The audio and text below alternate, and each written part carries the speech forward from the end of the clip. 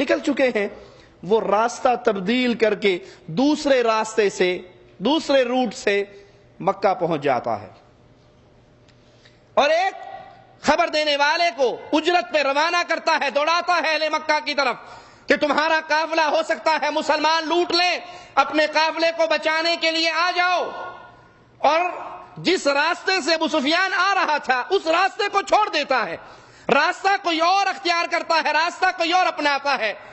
رک جائیے، اللہ نے عقل دی ہے، اور عقل بہت بڑی نعمت ہوا کرتی ہے، اس کو استعمال کیجئے۔ مان لیتے ہیں آپ کا دعویٰ کہ رسول اللہ صلی اللہ علیہ وسلم کو ما کان وما یکون کا خبر تھا، علم غیب تھا، تو اب سوال پیدا ہوتا ہے اللہ کے نبی صلی اللہ علیہ وسلم مدینے سے نکل کے مقام بدر پر آ کر، جہاں قافلے رکا کرتے ہیں وہاں آ کر اس قافلے کے انتظار میں رکے۔ اگر آپ عالم الغیب ہوتے تو آپ کو پہلے پتا ہوتا کہ ابو سفیان نے یہ راستہ چینج کر لینا ہے، یہ راستہ چھوڑ دینا ہے، وہ تو کسی اور راستے سے نکلے گا۔ اگر نبی کو علم غیب ہوتا تو اس راستے کی بھی خبر ہوتی جو ابو سفیان نے اختیار کرنا تھا، تو اللہ کے حبیب علیہ السلام کبھی بھی بدر کے مقام پہ قیام نہ فرماتے، بلکہ اس نئے راستے میں جا کر بیٹھتے جہاں سے ابو سفیان نے گزرنا تھا۔ اگر آپ کو علم غیب ہوتا تو آپ اس راستے پر آ کر کیوں بیٹھے جہاں عموماً شام سے آنے والے قافلے رکا کرتے تھے؟ بلکہ امام الانبیاء علیہ السلام کو خبر ہوتی کہ ابو سفیان کو جو ہی پتہ لگے گا ہمارے خروج کا، وہ راستہ چینج کر لے گا، اور آپ آ کر وہاں پر بیٹھتے۔ ابو سفیان نے مکہ کے سرداروں کی طرف آدمی دوڑایا، مکہ کے بڑے بڑے سب سردار نکلے سوائے ابو لہب کے، باقی سب سردار اپنے قافلے کو بچانے کے لیے اور ان کی مدد کے لیے روانہ ہوئے۔ راستے میں ہی کفار مکہ کو ابو سفیان کا یہ پیغام مل گیا کہ میں قافلہ بچا کر خیریت کے ساتھ مکہ میں داخل ہو گیا ہوں، تم سارے واپس آ جاؤ۔ مقصود تو تمہارا قافلے کو بچانا تھا، وہ روٹ چینج کر کے، راستہ چینج کر کے میں بچا چکا ہوں، تم آگے نہ بڑھو، سارے واپس آ جاؤ۔ ابو سفیان یہ پیغام بھیجتا ہے، باقی سب واپسی کا ارادہ بھی کرتے ہیں، لیکن اس امت کا فرعون ابو جہل باقی لوگوں کے فیصلے پر غالب آتا ہے اور وہ آگے بڑھنے کا حکم دیتا ہے۔ تکبر کی وجہ سے ان کا یہ سفر جاری رہتا ہے اور وہ روکتا ہے کہ نہیں، اب نکلے ہیں تو اس معاملے کو ختم کر کے واپس آئیں گے۔ وہ اپنا سفر جاری رکھتے ہیں اور بدر کے پہاڑیوں کے پیچھے ایک وسیع میدان کے اندر آ کر پڑاؤ ڈال دیتے ہیں۔ رسول اللہ صلی اللہ علیہ وسلم کو راستے میں ہی خبر مل گئی تھی اہل مکہ کے خروج کی، کہ اہل مکہ ان کا ایک لشکر اپنے قافلے کو بچانے کے لیے نکل رہا ہے۔ اللہ کے حبیب علیہ الصلوۃ والسلام کو خبر ہوئی، آپ نے اپنے صحابہ سے مشورہ کیا کہ کیا کرنا چاہیے۔ سیدنا ابو بکر صدیق رضی اللہ عنہ وارضا کھڑے ہوئے اور اچھی باتیں کی جن سے رسول اللہ صلی اللہ علیہ وسلم کا دل خوش ہوا۔ آپ نے پھر مشورہ مانگا، سیدنا عمر کھڑے ہوئے اور اچھی باتیں کی جس سے اللہ کے نبی صلی اللہ علیہ وسلم خوش ہوئے۔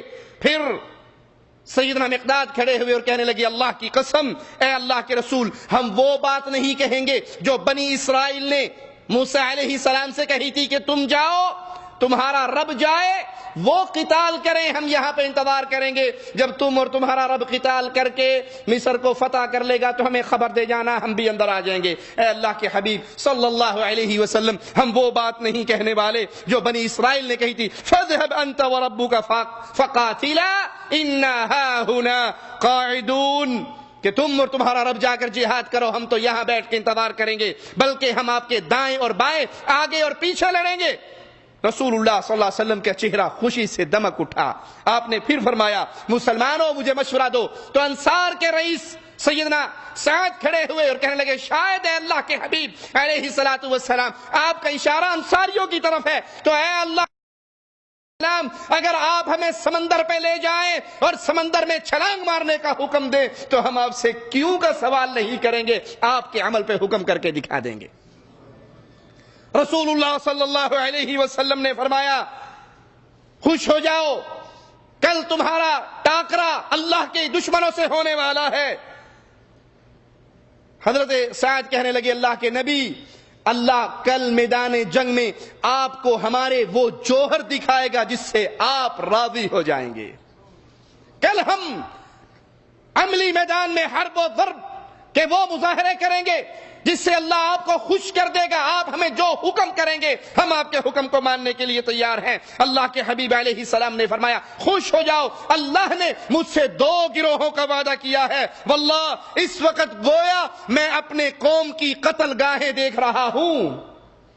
آپ نے انگلی سے اشارہ کیا, یہاں فلاں ابن فلاں قتل ہو کے گرے گا, یہاں فلاں ابن فلاں قتل ہو کے گرے گا, یہاں فلاں ابن فلاں قتل ہو کے گرے گا. یہ مقتل گاہیں ہیں قوم کی. واللہ گویا میں اپنی آنکھوں سے اپنی قوم کی قتل گاہیں دیکھ رہا ہوں. ہمارا دعویٰ ثابت ہوا جب عرش والا رب محمد کریم کو بتا دیتا ہے تو اللہ کے نبی کو علم ہو جاتا ہے, اور اگر اللہ نہ بتائے وہ قافلہ بچ کے راستہ چینج کر کے مکے پہنچ جائے, نبی کو خبر اسی وقت ہوتی ہے جب وحی آ جاتی ہے. اب اللہ نے بتا دیا کہ فلاں فلاں فلاں جگہ پر فلاں فلاں فلاں سردار نے قتل ہونا ہے, تو محمد کریم صلی اللہ علیہ وسلم نے اس کی خبر دی. اللہ کے حبیب علیہ السلام نے ایک درخت کی جڑ کے قریب آ کے نماز پڑھی اور اللہ نے بارش نازل فرمائی, مسلمانوں پر سکون نازل ہوا. بدر کا یہ سفر امت اسلام کے لیے بہت سے درس لیے ہوئے ہے. ایک سردار آتا ہے رسول اللہ صلی اللہ علیہ وسلم کے پاس اور آ کر کہتا ہے اللہ کے حبیب علیہ الصلوۃ والسلام میں آپ کی مدد کرنا چاہتا ہوں کفار مکہ کے خلاف. مسلمانوں کی حالت کتنی ہے؟ 313. 70 اونٹ ہیں, 2 گھوڑے ہیں, تیر ہے تو چھوڑنے کے لیے کمان نہیں ہے, تلوار ہے تو روکنے کے لیے ڈھال نہیں ہے, بے سر و سامانی میں, لیکن مومن ہے, ایمان کا سمندر سینے میں ٹھاٹھے مار رہا ہے. کافر ہے تو کرتا ہے شمشیر پہ بھروسہ, مومن ہے تو بے تیغ بھی لڑتا ہے سپاہی. لڑنے کے لیے ایمان کی ضرورت ہوتی ہے جو ہر صحابی کے دل کے اندر ٹھاٹھے مار رہا ہے. محمد کریم صلی اللہ علیہ وسلم کے پاس سردار آ کر کہتا ہے میں آپ کی مدد کرنا چاہتا ہوں. اور ضرورت تھی اس وقت یا نہیں؟ ضرورت تھی, تعداد کم تھی اور یہ بڑا سردار, بڑا کمانڈر, بڑا جنگجو تھا.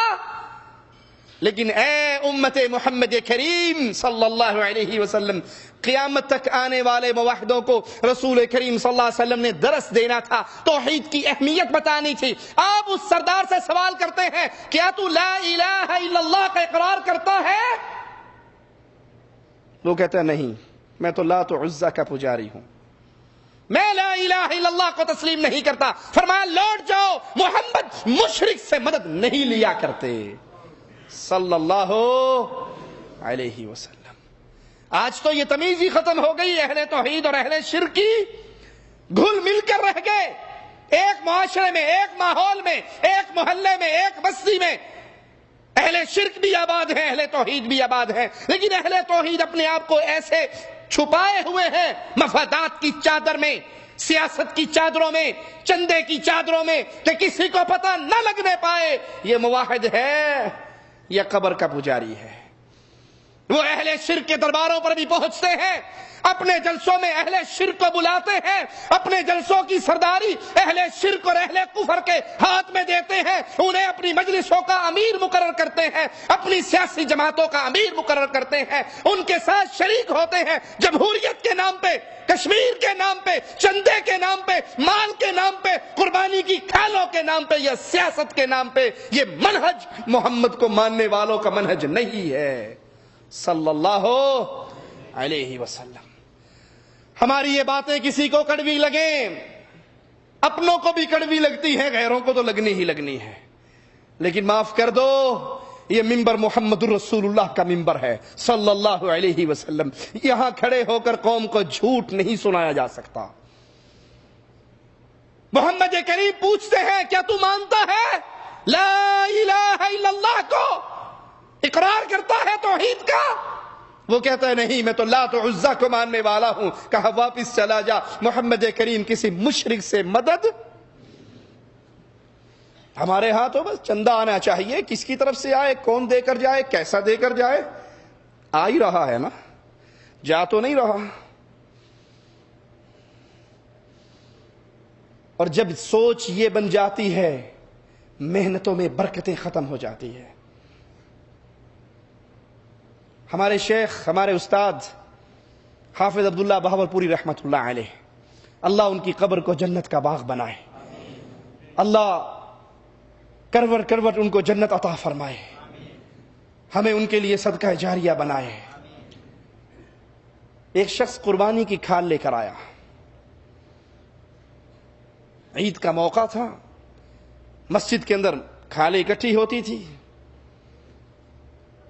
وہ کھال رکھ کے جانے لگا تو حافظ صاحب نے اس کو بلایا, واپس ادھر آؤ, بات سنو, یہ کھال آپ لائے ہو؟ کہنے لگا جی میں لایا ہوں. کہا آپ کون ہیں, آپ کا عقیدہ کیا ہے؟ آپ یا علی مدد کہنے والے ہیں, یا رسول اللہ مدد کہنے والے ہیں, یا اللہ مدد کہنے. کہا جی پکا سنی ہوں, یا رسول اللہ مدد کا نعرہ مارتا ہوں. حافظ صاحب نے کہا بیٹا یہ کھال اٹھا لو, واپس لے جاؤ, یہاں پہ کھال نہ دو, تمہارا وہ سامنے مرکز ہے وہاں پہ کھال دے کے آؤ. اس نے کہا جی مولوی تو کھال کے پیچھے لڑتے ہیں, وہ تو چھینا جھپٹی کرتے ہیں, آپ عجیب مولوی ہو, میں مدرسے میں آپ کے کھال دے کے جا رہا ہوں اور آپ کہہ رہے ہو کھال واپس لے جا. پہلی مرتبہ یہ جملہ سنا ہے. کہا بیٹا میری نظر اس کھال پہ نہیں ہے, تیرے جسم کی کھال پہ ہے. یہ کھال تو اگر یہاں پہ دے کے گیا, میں تجھے یہ نہیں کہوں گا اللہ تجھے جزائے خیر دے, تیرے مال میں برکت دے, تیری قربانی کو قبول کرے, کیونکہ تو قبروں کا پجاری ہے, قبروں پہ سجدہ کرتا ہے, قبروں کا طواف کرتا ہے, غیر اللہ سے مدد مانگتا ہے. تیرے عقیدے میں شرک ہے, جس کے عقیدے میں شرک ہو اس کا کوئی عمل اللہ قبول نہیں کرتا. اس نے کہا مولوی صاحب پہلے مولوی ایسے دیکھے ہیں جو کھری کھری باتیں کر رہے ہیں, میرا عمل قبول ہو یا نہ ہو کھال میں نے یہیں پہ دے کے جانی ہے. حافظ صاحب نے کہا ٹھیک ہے, اگر تو ضد کرتا ہے کھال یہیں پہ دینے کی تو بھائی یہ جمعہ آنے والا ہے, یہ جمعے کا خطبہ بھی میرے پیچھے پڑھ لینا. انہوں نے 1 یا 2 جمعے پڑھے, اللہ نے توحید کے لیے سینے کو روشن کر دیا. یہ اہل توحید کی غیرت ہے, یہ اہل توحید کا معیار ہے. اہل توحید کٹ جاتا ہے, مر جاتا ہے, کبھی بھی اللہ کی وحدانیت پہ حرف نہیں آنے دیتا, کبھی اہل شرک کی تعریفیں نہیں کرتا, کبھی اہل شرک کے پروگرام میں شامل ہو کے ان کی تعریفوں کے زمین و آسمان کے کلابے نہیں ملاتا, کبھی مفادات کی نظر ہو کر مفادات کے سامنے گردن کو نہیں جھکاتا, بلکہ ہر حال میں لا الہ الا اللہ کے آوازے کو بلند کرتا ہے. اللہ کے نبی درس دے رہے ہیں مجھے اور آپ کو, اس شخص کو یہ پیغام دے کر کیا مانتا ہے لا الہ الا اللہ کو, وہ جواب میں کہتا ہے لا الہ الا اللہ کا اقرار نہیں کرتا. مصطفیٰ کہتے ہیں واپس چلا جا, مجھے مشرک کی مدد کی ضرورت نہیں ہے.